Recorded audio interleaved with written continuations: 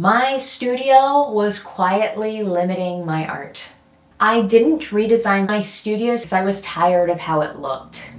I redesigned it because of a new body of work, a recent commission that came in, and it made something impossible to ignore. Last fall, I was working on a large-scale commission. This was going to be for a hospital lobby. Each painting needed to stand on its own, yet they needed to be in conversation with each other visually. To prepare for the commission, I took my gravel bike across the hills of San Diego, really riding through the terrain to try and embody the landscape. My belief was that if I could feel the terrain through my body, I would be able to create these longer strokes, these bigger lines, these grander gestures, these more sweeping copper cutouts that I would need for the pieces.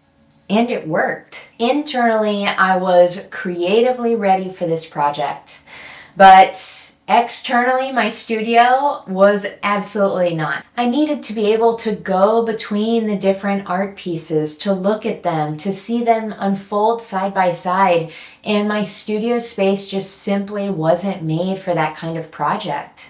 I ended up moving into the spare room. I had a piece on the couch, I had a piece on the floor, a piece on the easel, and I was constantly stepping back, recalibrating, shifting canvases. It was incredibly difficult to stay in creative flow while doing that, while having these physical limitations. Now, I have my studio at home. It's in a spare bedroom, which I love. I love being able to go down and make coffee, come back up, go take a nap. I also do a lot of work in the garage where I'm actually cutting out the metal pieces with a plasma cutter. Then I can come back up to my studio and see how they look together. So working at home in my home studio has really been a huge benefit to my creative practice, to the fluidity I need as these projects are emerging and shaping, taking form. But the studio, as I had set it up, was just simply unable to hold the space for me to create these 3 larger pieces. I did finish 3 pieces that I genuinely love. They carry the plants, the lands, the skies of the San Marcos area in San Diego County. But by the end, I had a truth that I just couldn't ignore. My studio was quietly limiting my art. And there's something both unsettling and exciting about a time like this, where you realize that the growth that you have made creatively, the conditions no longer serve that. I began this process of really reflecting on what needed to change in my external environment to support the artist I was becoming. This question launched me into my studio redesign. So I started my studio about 2 years ago, full time. And it's evolved a lot, both creatively and what I do to make money from my studio. I was doing a lot of markets, and so I had a lot of booth setups and framing tools and things to help me maneuver within a marketplace. But I've been moving more towards commissioned-based work, and I do a lot of workshops right now. So I need to be able to travel across and create workshops.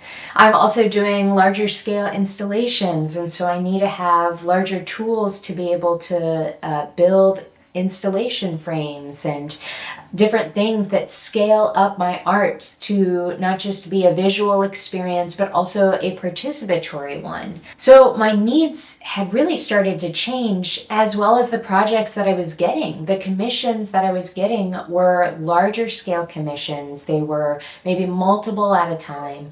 And my studio space was really not built for something like that. I was also moving from making a lot of watercolors to having more mixed media pieces. So I have all these metal cutouts that I'm creating into these organic shapes and then applying those alongside the watercolor. And I needed space to really experiment and explore with those different materials. So the work was changing, my offerings were changing, and the projects that were coming in were changing. And I had at the same time just developed these really poor habits because I was moving and doing so much and pivoting to different things that I was testing out and experimenting with and trying.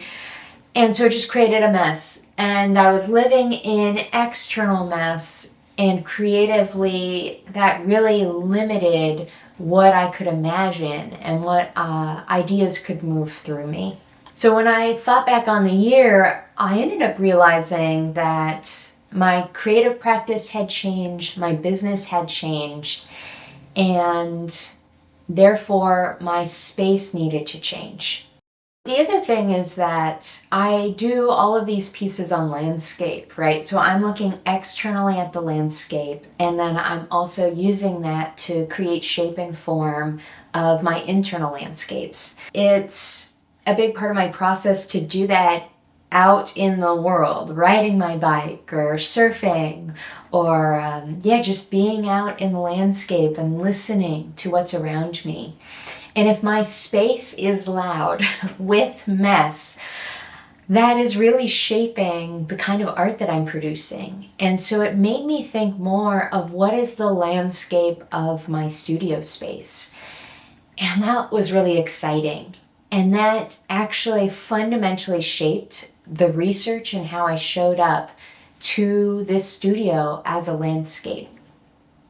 So the following videos are going to be looking at that. What is the journey that I went through in order to reshape the landscape that I create in?